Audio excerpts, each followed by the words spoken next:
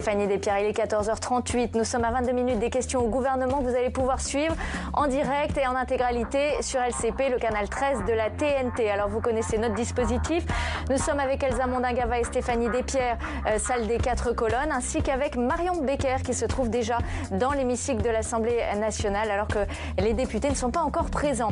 Au sommaire de cette seconde partie, la stratégie vaccinale de l'exécutif en question. La députée Les Républicains Sylvie Boucher-Bellecourt va interpeller le ministre de la Santé, Olivier Véran. Et puis, faut-il fermer les écoles? La question n'est plus taboue au gouvernement, mais elle n'interviendra qu'en dernier recours. En Seine-Saint-Denis, où les cas se multiplient, les députés de ces circonscriptions montent au créneau pour demander la fermeture. Vous les entendrez. Voilà les deux sujets à l'ordre du jour de cette séance de questions au gouvernement. On en débat tout de suite dans Questions d'actu.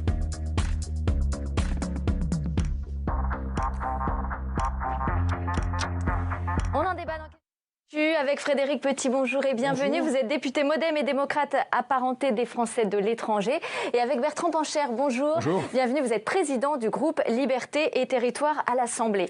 Alors vous savez, sur LCP, nous allons aussi à la rencontre des citoyens pour savoir quelles questions, eux, ils auraient posées s'ils étaient dans l'hémicycle cet après-midi. Et on va entendre Priscille, qui est étudiante à Cergy, dans le Val d'Oise, sur les aides réservées aux jeunes. Elle est au micro de Clément Perrault. Merci. La parole est à... Bonjour, je m'appelle Priscille, j'ai 22 ans et je suis étudiante. Il y a eu des aides qui ont été attribuées aux étudiants qui ont perdu leur travail, qui étaient alternants, qui sont en contrat pro. Par contre, il y en a beaucoup qui forcément n'ont pas de travail et qui sont en difficulté maintenant. Et je voudrais savoir ce que vous allez faire pour aider tous les étudiants qui en ont besoin. Frédéric Petit, en tant qu'allié de la majorité, on sait qu'il y a beaucoup de choses qui ont déjà été faites, les repas à 1 euro, un jeune, une solution, il y a également le chèque alimentation qui est en train d'arriver. Est-ce que le gouvernement en fait assez ou pas? Visiblement, en tout cas, Priscille ne ressent pas sur le terrain les choses de la même manière.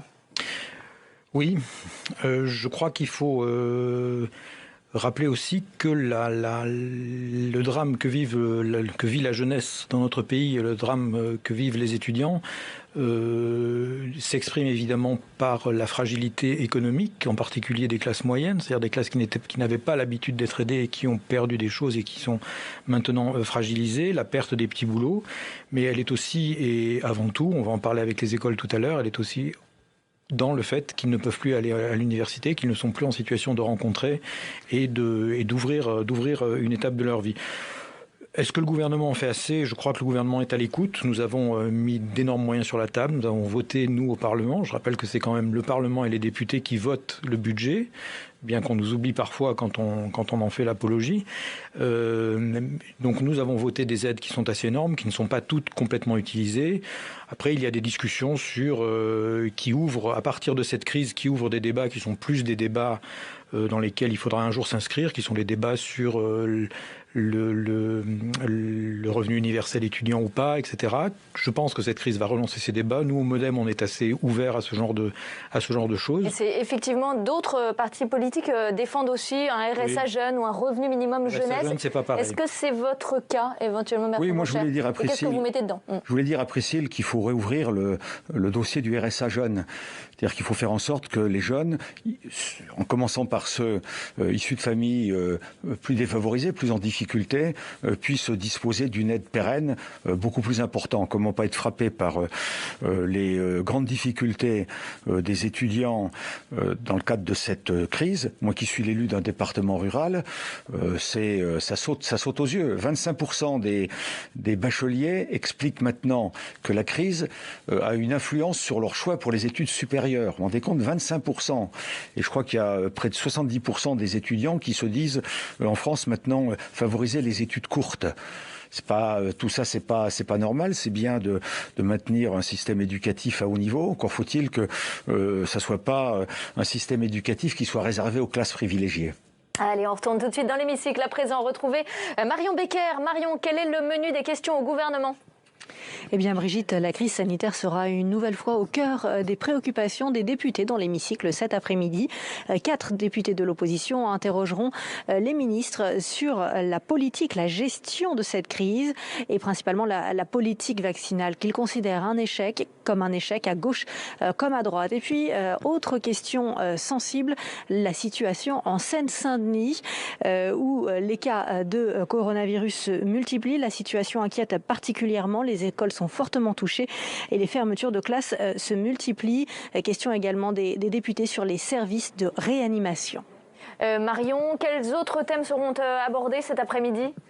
Les députés poseront également quelques questions sur l'économie, notamment dans le monde agricole, mais aussi sur une fermeture d'usines et sur le régime de garantie des salaires. Et puis à noter que les députés, les Républicains, arboreront cet après-midi dans l'hémicycle un masque aux couleurs de l'autisme à 3 jours de la journée mondiale de sensibilisation à l'autisme. Merci Marion Becker pour ces précisions. On commence donc avec une question sur la stratégie vaccinale du gouvernement, une stratégie mise en cause par une députée de droite, Sylvie Boucher-Bellecourt, députée Les Républicains de Seine-et-Marne, et elle compte interpeller le ministre de la Santé. Elle est d'ailleurs à vos côtés, Elsa Monagava, pour en parler.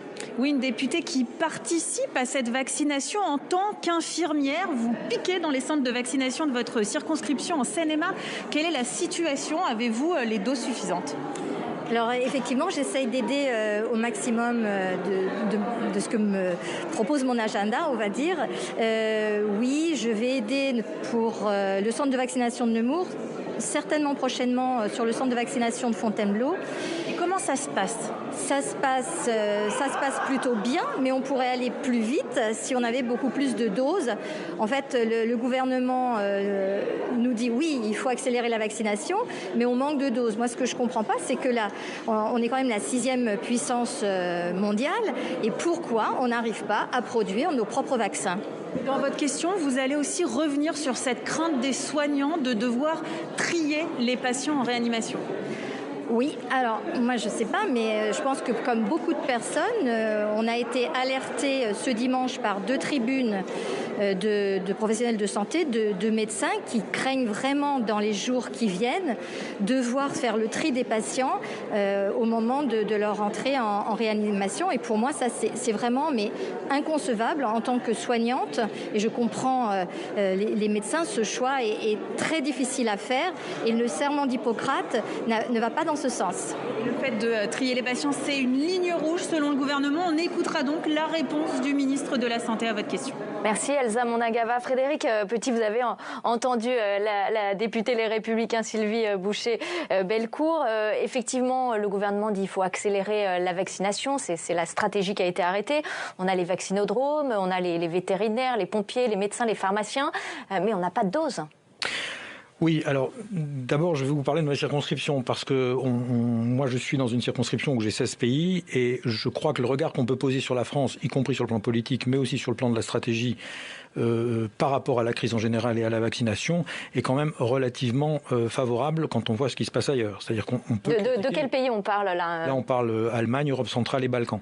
C'est-à-dire qu'il faut quand même, même quand on entend, il y a quand même quelques passages positifs, même dans les interviews de nos adversaires.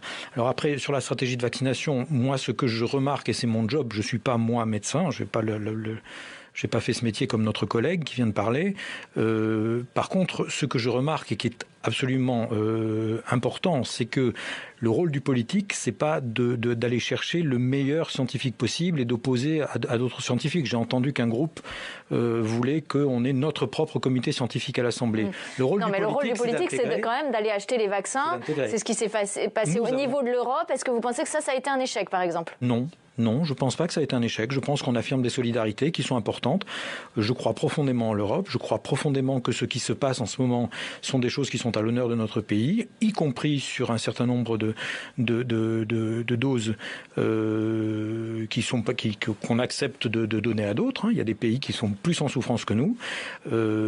Après la stratégie vaccinale, il me semble qu'elle correspond à ce qui a été annoncé au début. Donc aujourd'hui, on peut dire qu'il n'y en a pas assez, il n'y en a jamais assez. D'abord, ça devrait s'accélérer vu les événements qui sont passés dans les autres pays. Et puis, on est on est en phase avec ce qu'on avait annoncé, ce qui est l'essentiel pour moi. Est-ce que c'est l'échec de l'Europe pour vous, ces achats groupés? Est-ce que c'est pour cela qu'on n'a pas suffisamment de doses aujourd'hui? Est-ce que c'est le prix qu'on n'a pas mis sur la table? Il y a d'abord un vrai échec de la France. Sur ce dossier. Un an de crise, un an de manque d'anticipation, de manque de concertation, de manque de transparence.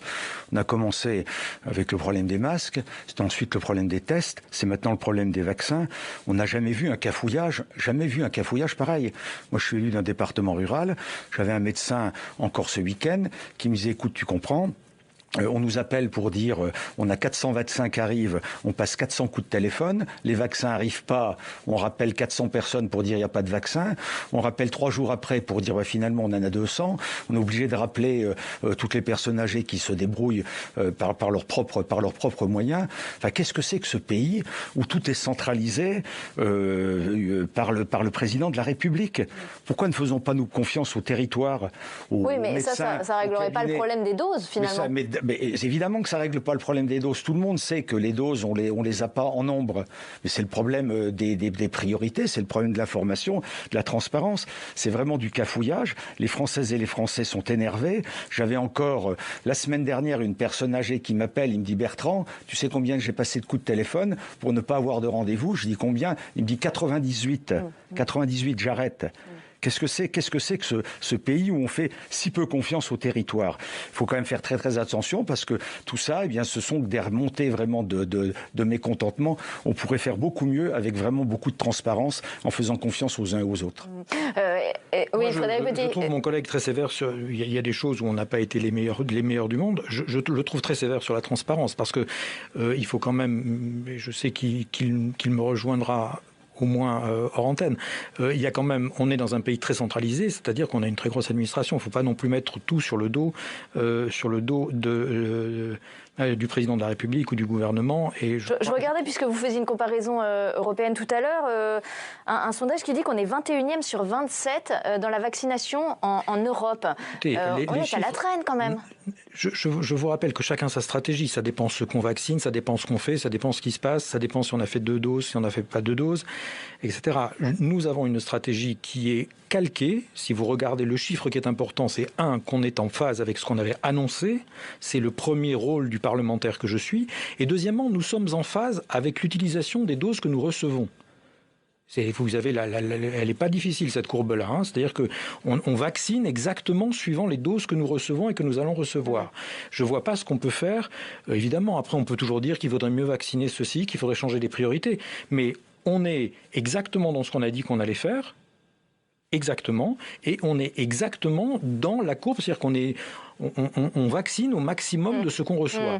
Je pense que c'est la preuve qu'on a un pays qui est organisé, et je leur rends hommage au territoire. Et il y a effectivement un objectif qui est 10 millions de personnes vaccinées mi-avril, 20 millions après mi-mai, 30 millions mi-juin.